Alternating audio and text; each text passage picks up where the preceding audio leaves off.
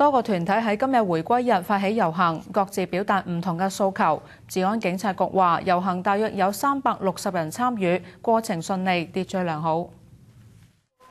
有團體發起反貪腐、爭民主、保民生嘅回歸日民主大遊行。遊行隊伍由祐漢公園出發，佢哋沿途高舉標語並高呼口號。嗰個議題非常之切合澳門未來嘅發展需要嘅。邊一個？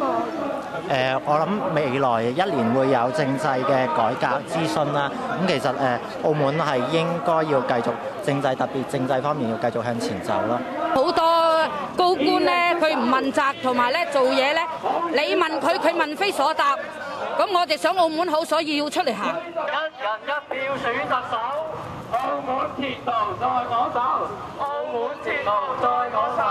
而一批未受惠超齡子女家團由三角花園出發，經水坑尾先到中聯辦，再到政府總部遞信。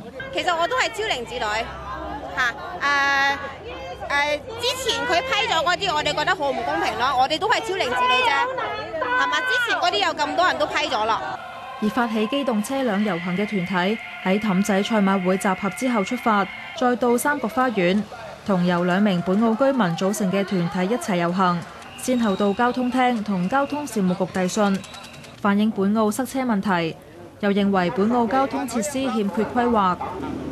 另外出現嚴重傾斜嘅巨富花園，一批業主亦都遊行到政府總部遞信，期望政府能夠支援部分重建費用，協助佢哋重建家園。有居民亦都遞信要求政府交代女兒突然變為植物人嘅真相。澳門電視台記者汪艷秋報導。